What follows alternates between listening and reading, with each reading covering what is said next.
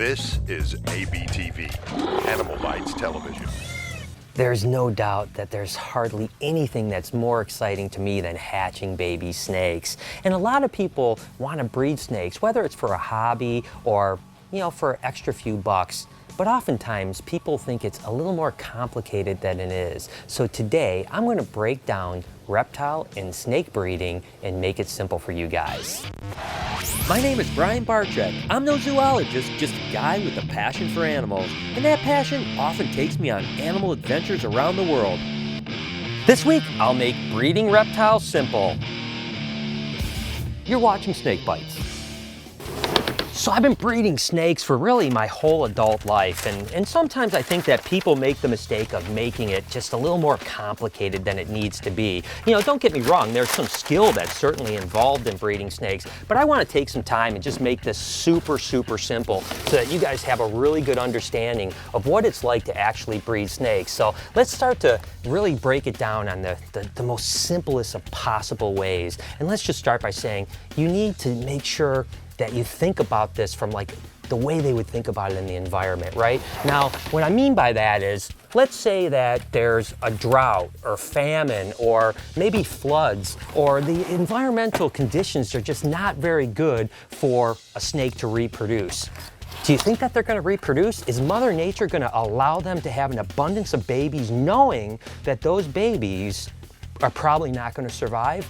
I think the answer is pretty simple, isn't it? And that answer is, she's probably gonna just hang on to eggs and not produce babies that year, right? So when you get this kind of idea in mind, you can use that philosophy and start basically thinking of that way with your breeding. And that's what this show is all about, is learning about the conditions that are needed and what are the triggers to make these snakes breed, right? And once you can get that philosophy down, and trust me, it's not a hard philosophy at all, once you get that philosophy down, breeding snakes is really pretty simple. I mean, it's just kind of going through the motions and making sure that you're doing the best possible practices that you possibly can.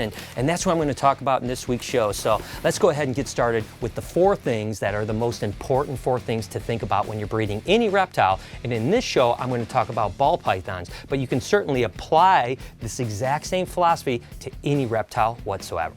So those 4 issues that are universal to breeding all reptiles are conditions such as temperature and humidity, food, follicle growth, and copulation. That's it. Those are the 4 things you have to worry about. Now, when it comes to temperature and condition, again, I'm going to talk about ball pythons here, but you have to research whatever it might be, a colubrid, a boa, whatever, lizard, whatever you might have to do. Make sure your temperature, humidity, those conditions are right. With ball pythons, we typically have it about 83 to 84 degrees ambient with about a 90 to 92 degree hot spot. We cool them down by about 4 or 5 degrees for about 6 to 8 hours a day during the breeding season. For us, it's about November through February, March area, and then we start to warm them up. But once you have those conditions ready, whatever they may be, you want to go on to the next thing, which is follicle growth, food, and copulation. So let's get started.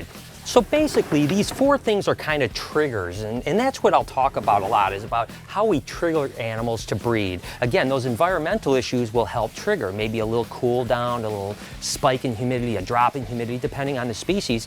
These are all triggers. Well, follicles are also another trigger. So during the breeding season with ball pythons, every 3 to 4 weeks, I actually ultrasound an animal. And basically what I'm doing is I'm just first I'm going to find this big black blotch that's about 2/3 of the way down the body. That's actually the gallbladder, and right out of that you'll start to see follicle growth, and those are little follicles. Those little round marks there are follicles. Once I get a really clear picture, I just basically freeze the frame. I go in here and I measure them. This particular girl right now is at 10 millimeters. Now 10 millimeters is a really good thing because this is what I wanted to talk about. To me, I feel 10 to 12 millimeters is the starting point for breeding when it comes to ball pythons. Again, it's going to be different in different species, but with ball pythons, 10 to 12 millimeters is the starting point. That's when you want to have copulation happen as soon as you possibly can. Now, this is the interesting thing, is that some people think that copulation can cause follicle growth. So maybe you have a girl at 5 millimeters. If you can get a male to breed her, she may pop to 10, 12, 15 millimeters relatively quickly. But then there's another side of that sometimes when a female's at 5 millimeters, a male doesn't want to breed her because she's not giving off the right pheromones. So I find her at about 10 to 12 millimeters, males become very interested in the females. And there is no doubt that I am in the camp that if you get copulation at 10 to 12 millimeters, you will see an advanced growth in follicle growth if you add the other trigger, which is food. But let's not get into that right now. So basically, I've seen females that are at 10 millimeters get bred and a sister female right next to her at 10 millimeters that doesn't get bred, and I ultrasound about every 3 to 4 weeks. And I'll see, a 3 to 6 millimeter growth per week if a female is growing properly. So once a female gets bred at 10 or 12, sometimes I'll ultrasound a few weeks later and she'll be at almost 20 millimeters. Now the female that didn't get bred oftentimes are at 10, 11, maybe 12 millimeters. So breeding definitely is a trigger towards copulation. And then you can always just have a discussion about whether copulation causes follicular growth or does follicular growth cause copulation.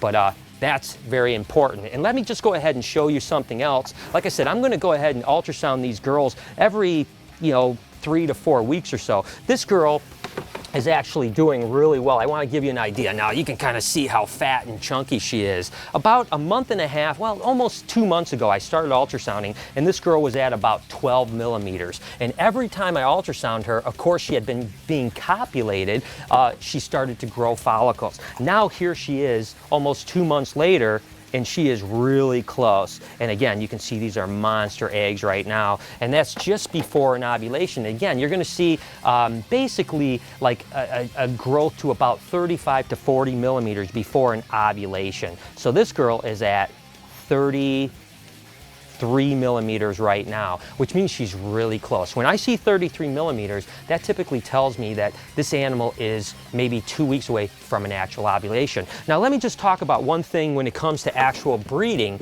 is that I like to try to get a male to copulate a female every about 3 to 4 weeks. So let's say you don't have an ultrasound. You can't say, all right, I want, because what I want to happen is I want to breed at 10 millimeters, I want to breed at 20 millimeters, and I want to breed at 30 millimeters. If I get those 3 breedings in, we're done. We don't even have to breed that animal again. But let's say you don't have an ultrasound. Who has 10 grand or 5 grand or whatever it is to spend on an ultragram, right? So you don't have one. Basically you get a breeding. You can pelp them too. Let me show you. Like a female ball python, again, what you're thinking about is that those follicles are right about 2/3 down the body is where they're gonna start. So what I'll do is I'll just kind of get the female in a cage, get her going, and what you wanna do is have her crawl back in the cage. Basically, so what I'll do a lot of times is I'll kind of tickle her tail a little bit just to kind of get her going, because if you're actually rubbing your finger down it, you're not gonna feel anything. But just let her crawl through your hand, pinching your fingers a little bit, and all of a sudden, bang, bang, bang. You can actually feel them. So pinch your fingers, let her crawl through, don't slide, and you'll feel a little dunk, dunk, dunk. Now she's at 10 or 12 millimeters, which are about the size of a BB, okay? So you can, once you start feeling those little BBs, that's time to start breeding them. Or if you start cooling, 2 or 3 weeks after cooling, start breeding. If you see a copulation, wait 3 or 4 weeks, get another copulation, wait 3 or 4 weeks, get another copulation, and then eventually, whether it's 3 or 4 or 5 or 6 breedings, whatever it might be, you'll see she's swollen up. She's going to go ahead and produce. The other thing is once a ball python gets to about 20 to 22 millimeters, they're going to go off of food, and then they're going to grow their follicles without food. Now, food is the other trigger I want to talk about. Let's say I'm going to try to find a female here. This is a perfect example right here. This is a female that is actually just a pastel female that's just pre-ovulation, and she was bred to a scaleless head male, right? Now, as soon as she bred on 12/9 was her first breeding. As soon as she bred, right after that, and I'm gonna look right here, 12/13, she fed. So within a couple days of a breeding, I wanna hammer them with food. So the idea is again, 10, 12 millimeters, I want to get a breeding. If that happens, I've got the conditions right, I've got the follicles right, I've got the copulation right. What am I missing? I'm missing food. So if you can get food into that female at that point, and I'm talking feed her as much as she will eat without killing her, obviously, but she's going to stop on her own. So I might feed her 3 or 4 medium rats when literally she might only eat 1 or 2 normally. So now I'm giving the kind of complete perfect storm. I've got conditions, I've got food, I've got copulation, and I've got follicle growth. That tells that female, I better produce babies because my babies are going to have a great life. There's an abundance of food. Everything is going great in the world. That triggers that animal. Let's grow follicles. And as you can see, here it is a couple months later, and she's about to ovulate. And lastly, I just want to tell you that it's important to be extremely diligent with your animals. So you don't want to do something where you switch males and you're on top of it and you're feeding them and you're doing all the things that you're supposed to be doing for 2 weeks, and then you kind of give it 2 or 3 weeks where you don't even look at your animals, because that would be absolutely the worst thing you could possibly do. You want to always be very diligent, stay on top of it, and also read your animals. You know, let them tell you what's going on. This is a great example here. Check this out. See this female? She's curling around the water dish. Now, a lot of people call that bull hugging. And basically what you've got to remember is that the way these rack systems are, there's heat panels in the back. So that's where the warmth is. This is the coolest side of the cage. Females will start what they say cool seeking when they're growing follicles. So this female is telling me she wants to advance her follicle growth. And even if she isn't more than 10 or 12 millimeters, she's going to start to grow her follicles. That's a good time to get a male in with her. So again, you know, don't just open a drawer. Look at the snake.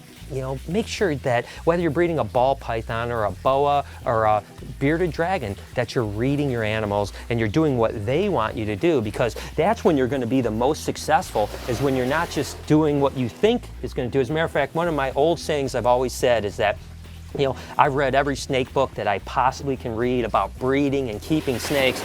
The only problem is these snakes haven't read the same books. And it bothers me because they don't do what those books tell me. You know, sometimes they do, and certainly most of those books are pretty good. My point is, be diligent, read your animals, have a good time. You know, this is a great experience, whether you're trying to make a couple bucks or you're just doing it because it's an awesome experience. So don't take it too serious. Have a great time with it. And if you follow all the things I just talked about, it's really simple, right? This isn't brain surgery here. We're not building rocket ships. We're just taking care of snakes. And I'm telling you, if I can breed snakes, you can breed snakes. And as always, guys, I'm Facebooking and tweeting my way through this show and the entire breeding season, including some babies that'll hopefully be hatching in a few months from now. So make sure to follow me over at SnakeBytesTV and on Instagram at SnakeBytes.tv. Until next week, you've been watching Snake Bites.